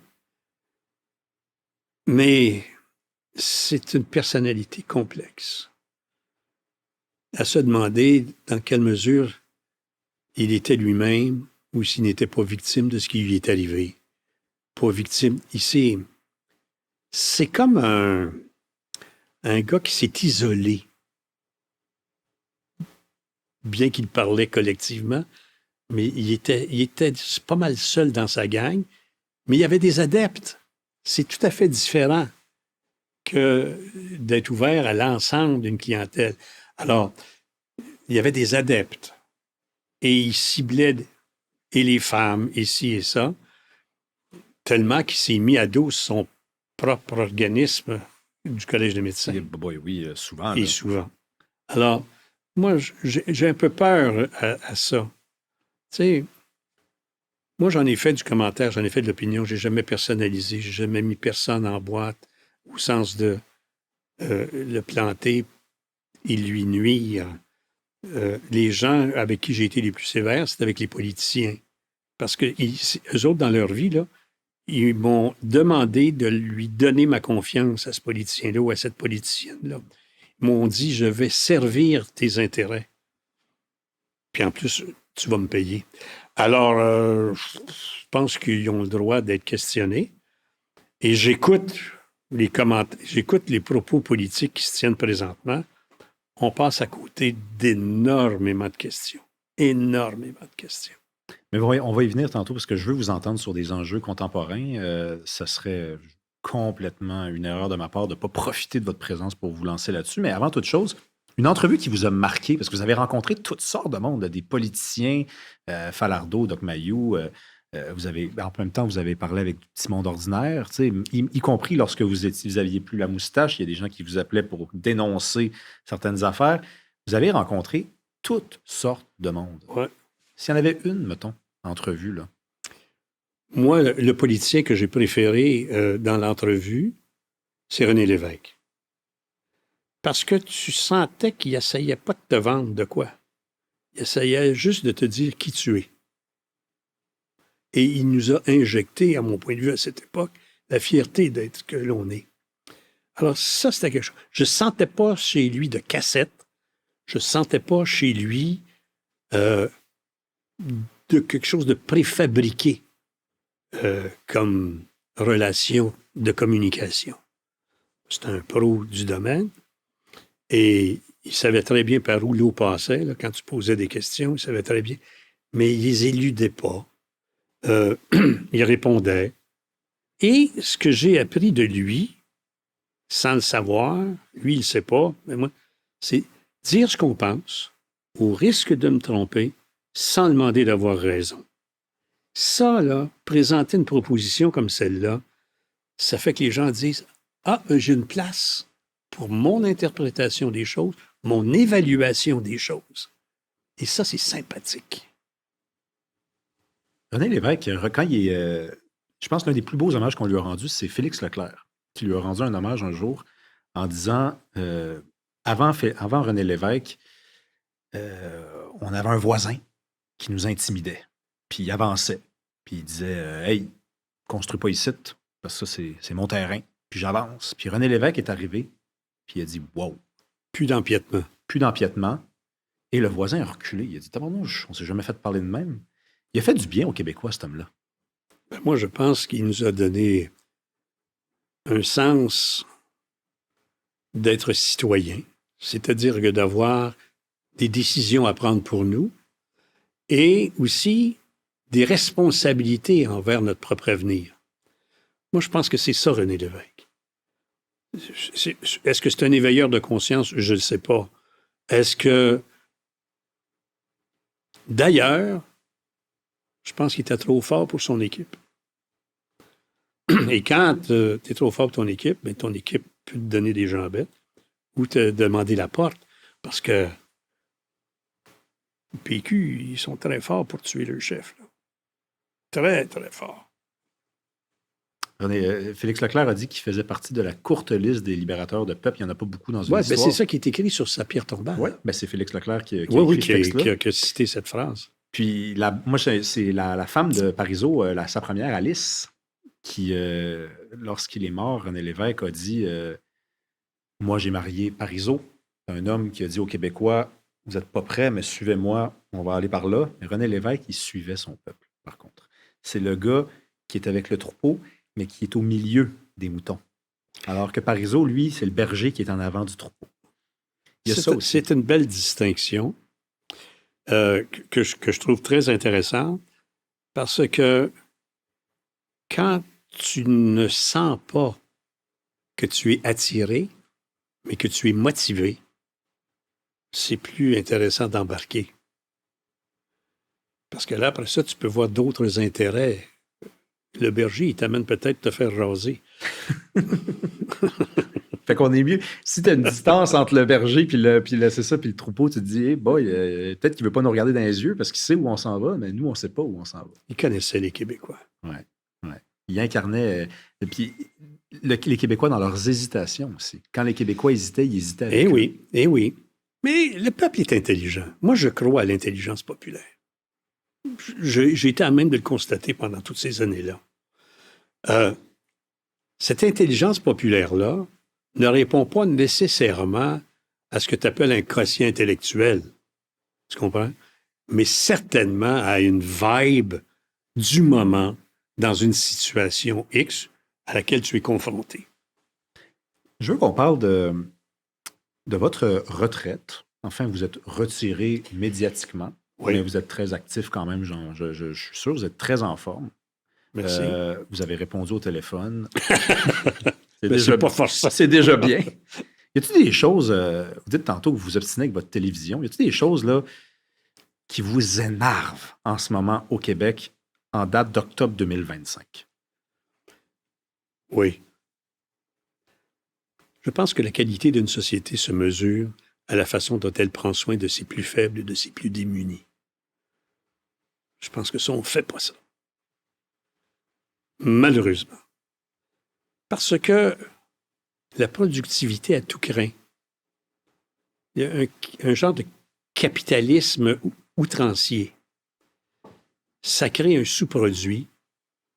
Ça sort de l'exhaust en arrière, de la pauvreté et de la misère, de l'écart entre l'enrichissement et l'appauvrissement. Ça, je trouve ça un échec d'une collectivité et d'une société. Indépendamment d'essayer de trouver des coupables qui viendraient d'ailleurs, on est assez bon pour s'auto-faire mal. Et c'est nous qu'il faudrait regarder. Moi, je pense que je regarde le réseau de la santé. On a créé un jour un réseau de santé pour répondre à une aberration, c'est-à-dire des gens qui vendaient leurs meubles pour faire opérer leur mère. C'était ça, là, avant. Ou de trouver un médecin qui, pro bono, te disait « Moi, te soigner, puis tu me donneras 3 piastres par mois. » On vient de loin, là. Ouais. On a eu ce régime de santé publique qui était une machine supposément extraordinaire, mais c'était pas un tout-terrain comme véhicule. Et là, on aurait besoin d'un tout-terrain. Mais des intérêts particuliers, c'est difficile que ça serve une cause commune. Nous, comme citoyens, les travailleurs et travailleuses de la santé, les médecins et l'État, c'est pas une business, l'État. L'État, c'est pas un poste de revenu, c'est un poste de service. Est-ce qu'il y a des services qui nous sont trop chers et pas nécessaires? Je pense qu'on pourra en trouver. Est-ce qu'il y a des services qui mériteraient qu'on y investisse davantage, mais mieux? Parce que moi, quand je vois qu'une réponse se règle quand dans une enveloppe, il y a assez d'argent puis pour me satisfaire, puis je m'en vais, fait que j'ai plus besoin de manifester, ça ira à la fin de ma prochaine convention collective. Ou quand je vois un gouvernement qui dit « Nous dépensons maintenant X centaines de millions de dollars sur 4 ans », qu'on pense qu'on a tiré des rideaux de la bonne conscience puis qu'on va dormir en paix. Non. Il y a une réévaluation. Moi, personnellement, si j'étais un chef d'État au Québec, je ferais des États généraux. Mais vraiment généraux. Je prendrais certainement un 3 mois pour convoquer la société civile dans un seul forum qui serait peut-être au Centre Bell, à l'Arena Vidéotron, je ne le sais pas, mais une maudite grosse conférence où chacun viendrait pas demander ce qu'ils veulent, demander ce qu'ils sont prêts à donner. Pour qu'on organise notre société, pour être capable de faire face à ce qui s'en vient. Parce que, je le disais tantôt, l'État est souvent en récupération d'une réalité qui la frappe. Ça a été vrai pour les médias sociaux, les GAFA de ce monde. Ça fait longtemps qu'on disait « Hey, ça sent bien, ça va frapper ». On n'a rien fait. Ben, puis là, il y a l'intelligence artificielle. Et l'intelligence artificielle. J'ai hâte que le bon sens naturel reprenne ses droits. Alors, moi, je ferais ça. Est-ce que c'est une garantie? Non. Mais le résultat de ça va certainement créer une certaine cohésion sociale. Parce que je poserai la question aujourd'hui, qu'est-ce qu'un citoyen au Québec? Ben, ils ne seront pas capables de me répondre. Mais l'État sait que nous sommes un chômeur, un prestataire de l'aide sociale, un accidenté du travail,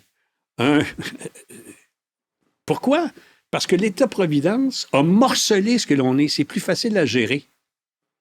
Quand tu dis, ah oui, ça c'est bon, tiroir numéro 2, ça répond à cette question-là. Tu le mets numéro 6, c'est ça. On a un règlement là-dessus, hein? Oui. Ben voyons. Il y a une volonté citoyenne qui n'est pas de se faire nourrir à cuillère, c'est de savoir à quelle place il peut aller acheter ce qu'il peut manger. C'est rien que ça. Puis d'être capable d'y accéder. C'est pas terriblement sorcier. Mais il y a des choses peut-être qu'on pourrait élaguer pour se donner le temps de souffler. Pourquoi vous n'avez pas fait de politique? Parce que je ne suis pas capable de me lever quand on dit de me lever, puis de m'asseoir quand on dit de m'asseoir. La ligne de parti, je sais que c'est important dans le parlementarisme. Oui, parce que sinon, ça sera l'anarchie. Je comprends, je suis capable de travailler en équipe. Mais je ne suis pas capable de dire le contraire de ce que je pense parce que quelqu'un me dirait maintenant, c'est ça qu'il faut que tu penses. Ça, je ne suis pas capable d'embarquer là-dedans. Ça, c'est encore le petit enfant dont on parlait au tout début? Probablement. Ça doit être ça. Puis pourtant, je n'ai jamais été rebelle. Je ne suis pas un rebelle. Pour respecter les règles. Moi, là, je respecte les politiciens. Les gens disent, hey, t'as été dur avec les politiciens. Mais oui, mais peut-être, mais je les respecte. Parce que il faut respecter celui qui a sollicité ta confiance, en qui tu donnes ta confiance et qui a la responsabilité de te servir. Écoute bien, là, c'est un job, ça. Moi, je respecte ça. C'est parce que je les respecte que je les questionne. Parce que si on arrête de les questionner, ils ne nous respecteront plus. C'est bien dit ça. Est-ce que vous avez déjà été approché pour faire de la politique? Oh, tu veux vraiment que je réponde à ça? La réponse, c'est oui. Ouais. Quelle couleur? N'importe quelle. Alors ça m'intrigue. Puis ça, c'est fatigant. Ça, j'haïs ça. Ben oui, parce que ça doit être dur un peu sur... Ce qu'ils veulent, c'est quoi? Un gars qui a une certaine notoriété, popularité, il met son nom sur un poteau, puis il dit « Hey, on vient de gagner un comté. » Vous savez même pas si je suis bleu, vert, rouge, ce que je pense, je suis communiste, je suis capitaliste, socialiste, marxiste-léniniste, vous ne le savez pas. Ben ça ne vous intéresse pas. Tantôt, quand j'ai fait une allusion au fait que vous étiez un personnage, puis vous m'avez rassuré en me disant « ça me blesse pas », parce que je n'étais pas du tout mon intention de vous blesser. Quand on vous appelle, puis que, par exemple, c'est rouge là, cette fois-ci, puis on vous dit « ça vous tente dessus », là, on se prend pour un personnage. Là, on se dit « là, je suis peut-être un personnage parce qu'il ne m'écoute pas.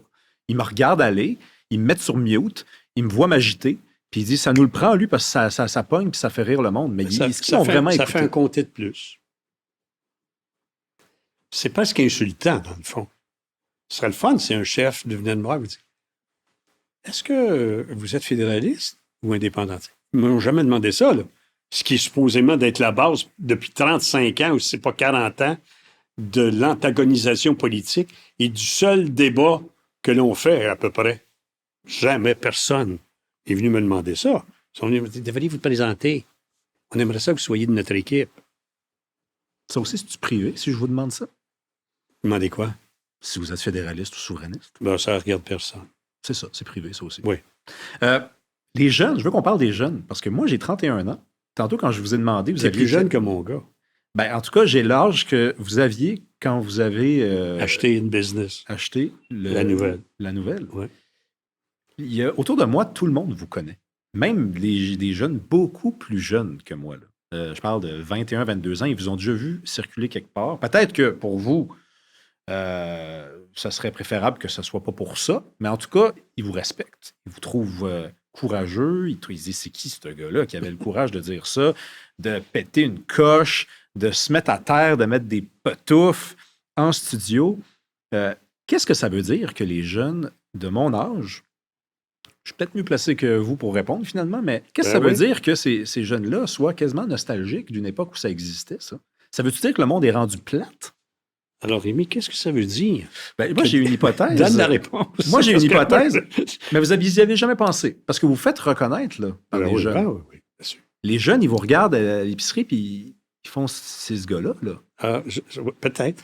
Ils sont peut-être gênés de venir me le dire parce que ceux qui sont plus âgés, Oui. Monsieur Mongrain, on s'ennuie de vous. Ouais.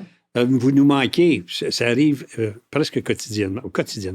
Alors, oui. Le jeune, pourquoi? Ben, je pense qu'il trouve là-dedans une certaine jeunesse. C'est-à-dire un esprit critique, peut-être pour lequel ils ne trouvent plus, eux, l'exutoire pour être capable de le dire. Je pense que ça peut être ça. Je réfléchis en même temps que je te réponds. Mais c'est correct, ça. Mais, Ça donne souvent les meilleures réponses. Ouais, mais je pense que ça peut être ça. Je pense que je peux peut-être, en partie, incarner pour eux, sans être de leur génération, un gars qui dit tout haut ce qu'à quelque part, il dirait peut-être différemment, mais qui aurait l'occasion de dire ce qu'ils ont à dire. Je pense que ça peut être ça.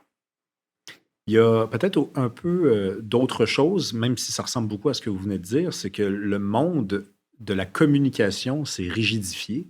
Il y a des choses qui ne se disent plus, ou alors la légende voudrait qu'on ne puisse plus les dire. Moi, je pense que ça fait partie de la légende. Si on dit les choses comme il faut, dans une formule recevable et acceptable, sans qu'on s'y sente froissé, blessé ou antagonisé, je pense qu'on peut dire les choses. Est-ce qu'on utilise le même vocabulaire? Non, parce qu'on a censuré certains mots, comme par exemple, je vous le donne en mille, si j'ai trouvé ça extraordinaire, napperon. Napperon. Vous savez ça, qu'on ne peut plus dire napperon à l'Assemblée nationale. Depuis pas longtemps, là. Ça fait 48 heures. C'est ça. Une semaine. Le napperon, pour les gens s'ils ne savent pas ce que c'est les feuillets d'informations élémentaires ou supplémentaires ou nécessaires pour transmettre à la fonction publique. Mémo, tu sais. Ouais. On appelle ça un napperon. Là, c'est fini, on ne peut plus utiliser ça. On a censuré le mot napperon, c'est épouvantable. Mais c'est ça le mot en N. C'est ça le mot en N. Voilà. Le deuxième mot en N. C'est ça que Chose disait à son émission, que c'était le nouveau mot en N. Alors, mais je trouve ça particulier, mais je pense qu'il pourrait encore avoir de la place. Est-ce que les diffuseurs traditionnels embarqueraient là-dedans? Je ne sais pas. Je veux vous entendre sur la reconnaissance, le concept de reconnaissance. On vous a souvent demandé, donc je vous poserai pas la même question, si vous estimiez que vous avez aujourd'hui la reconnaissance de vos pairs, puis vous répondez toujours la même chose, c'est-à-dire que le plus important, c'est la reconnaissance du public. Moi, ce que je me demande, parce que je vous crois en tabarnouche quand vous dites ça, vous l'avez dit tantôt, vous avez gagné 18 MetroStars, 18 fois les gens ont dit c'est lui qu'on préfère. Est-ce que vous pensez qu'aujourd'hui, on travaille encore pour le public? Ou il y a peut-être le moi, le plaisir de plaire au milieu qui a pris le dessus? C'est drôle que tu me parles de ça. Moi, j'ai toujours dit, si vous faites ce métier-là et en public, si vous avez l'opportunité de subir une chirurgie, l'ablation de l'ego pourrait faire plaisir. C'est parce que moi, personnellement, j'ai jamais pensé que je ferais ça dans la vie. Fait que quand c'est pas un objectif de réalisation, tu te pètes pas être bretelle de faire ce que tu fais. Mais quand tu dis, moi, j'ai travaillé fort, j'ai suivi ça toute ma vie, je voulais faire ça. Moi, c'est là que je voulais être. Quand tu es là, tu te pètes les bretelles. Ben oui. Mais moi, c'est pas ça qui est arrivé. 3 mois, pouf, l'affaire est partie, zoup.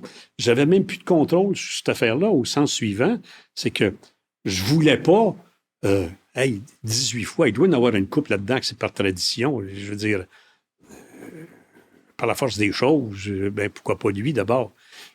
Mais c'est spécial. C'est très particulier. En même temps, c'est une grande responsabilité. Mais ce que vous dites, c'est que les gens qui sont ambitieux, il faut presque s'en méfier parce qu'on se demande si c'est pas pour les mauvaises raisons qu'ils font ce qu'ils font. Excusez l'expression anglaise, mais c'est pour leur propre achievement. Achievement, ouais. C'est pour leur propre succès. Leur point d'arrivée, ils ont atteint. Quand ça arrive par accident, On dirait que ça libère... Moi, j'ai toujours dit, puis je l'ai dit dans des négociations, moi, si vous ne voulez plus, là, c'est parfait. Parce que moi, je ne suis pas la chaise que j'occupe. On n'est pas plus important que la chaise qu'on occupe dans la vie. Donc, je suis chanceux parce que je suis autre chose que ce que j'ai fait aussi. Ce que j'ai fait, c'est pas nécessairement ce que je suis totalement et entièrement. Je suis pas détruit parce que je travaille pas, parce que j'ai décidé d'arrêter. Et un jour, ça, il faut que je le raconte parce que ça a été une autre leçon de ma vie. J'étais directeur adjoint d'une station de radio. Et il y avait un animateur qui était vieux, il avait peut-être 52 ou 53 ans. C'est incroyable de penser. Et la direction de la station de l'époque, qui était à Montréal, la tête du réseau, m'appelle. Ils ont dit, Monsieur X, là, c'est terminé. Qu'est-ce que vous voulez dire? Il n'est plus en ondes. Il n'est plus en ondes. Il était ici avant l'ouverture de la station. Il a fait la promotion pour dire CJRS Radio à Sherbrooke va ouvrir l'année prochaine, dans 6 mois. Puis moi, ça fait 3 mois que je suis en poste. Puis vous m'appelez, je le connais à peine, puis vous me dites que j'ai dit, vous devriez avoir le courage de descendre puis de dire, c'est ta job, fallait. Je te jure. Alors, je fais venir le monsieur en question. J'ai 25 ans ou 26 ans. Je dis, Monsieur X, je m'excuse, ne tirez pas sur le messager, mais vous ne travaillerez pas lundi. C'est terminé. On est le vendredi. Ah. Il m'a raconté sa vie. Il m'a fait son cheminement radiophonique. Il m'en a jamais voulu. Si bien que j'ai reçu un appel un jour qui était décédé, puis dans sa table de chevet, il disait, j'aimerais ça que ce soit Mongrain qui vienne faire le sermon. C'est spécial. Alors, j'y étais. Mais la leçon que j'en ai tirée, jamais, puis je l'ai dit à mon épouse quand on a commencé, jamais quelqu'un va me rentrer dans son bureau un vendredi et dire, Monsieur Mongrain, formidable, voici votre montre Timex, c'est terminé. Personne ne va me tirer sa plug, jamais. Jamais. Alors, j'ai toujours retenu ça. Je n'appartiens pas aux décideurs. Je travaille en collaboration avec le pouvoir du président, de l'actionnariat, de l'entreprise, mais je ne leur appartiens pas. Je ne fais pas partie des meubles. Puis quand c'est fini, c'est vous qui décidez que c'est fini. C'est moi qui décide quand est-ce que c'est fini. C'est-tu fini? C'est vous qui allez décider. Mais si vous voulez bien, j'aurais une dernière question. Allez-y, allez-y. Puis c'est vraiment une question que je vous pose, non pas pour être poli ou être élégant. Vous m'intriguez sur un élément qui m'est complètement étranger à titre de membre de la génération... Je suis né en 94. Ça fait combien de temps que vous êtes avec votre épouse? 37 ans. Comment vous êtes parvenu? En se posant la première question, un jour, parce que c'est mon deuxième mariage. Mm-hmm. Un jour, on est au restaurant, on prend un café. Marie-Antoinette, juste en face de Télé7, à Sherbrooke. Est-ce qu'on va vivre ensemble? Le projet est là, c'est clair. Mais avant, ma première question, si je suis malade, vas-tu pousser ma chaise? Et elle m'a dit oui. Deuxième question. Et elle me pose la même question. Oui, je vais être là s'il y a de quoi. Donc, parfait. L'autre question. J'ai un fils, elle a une fille. Est-ce qu'on veut des enfants ensemble? Non. On va avoir le défi de bâtir une famille et il ne faudrait pas que ce troisième enfant qui vienne au monde, que les autres puissent dire « Ah ben, on le sait bien, celui-là, c'est plus le vôtre que nous autres, on l'est. » C'est fou, là, mais c'est à ça notre préoccupation. Après ça, ces questions-là, c'est le respect. C'est la volonté de bâtir quelque chose ensemble. et de se réaliser. Elle est avocate. Elle a eu une carrière hallucinante, formidable. Et elle a été pour moi une partenaire exceptionnelle. Et elle l'est toujours. Alors, c'est pas le temps qui est une garantie, c'est le quotidien. 37 ans, c'est rien, quand quotidiennement, ça va bien. Mais peut-être qu'un an, ça va pas, là, si ça va pas tous les jours et qu'on est ensemble pour la mauvaise raison. L'attrait sexuel, pour nous, là, oublie ça, là, ça n'a pas été la question primaire, là. Est-ce que nous avons une compatibilité à ce titre-là? Pas du tout, là. Ça n'a jamais été une question. Et avant qu'on vive ensemble, ça a pris 3 ans. Alors, 2 ans et demi. Alors, est-ce que vous avez des trucs? Parce que regardez, là, je veux il n'y a dire... pas de truc. Il n'y a pas de truc. Il n'y a pas de truc. Il faut qu'en se mettant la tête sur l'oreiller, le soir, la journée soit réglée positivement. Sinon, on ne se couche pas tout de suite. On va en jaser encore. Moi, j'arrêterai l'entrevue, si vous êtes d'accord. C'est vous qui décidez. C'est moi qui décide que c'est fini? Oui. Encore une fois? Oui. Merci beaucoup. Merci beaucoup, Jean-Luc Mongrain. Ben, c'est moi qui te Merci à vous d'avoir été là. Ça a été un super bel épisode. Si vous aimez ce qu'on fait, il y a 2 façons de nous encourager. Vous pouvez nous suivre sur Patreon, le lien dans la description. Sinon, vous pouvez nous rejoindre, parce que si vous êtes abonné à la chaîne, c'est déjà bien, mais vous pouvez nous rejoindre et voir les épisodes d'avance. Vous descendez comme ça, c'est marqué « Rejoindre », vous pesez là-dessus. Sinon, à mardi prochain.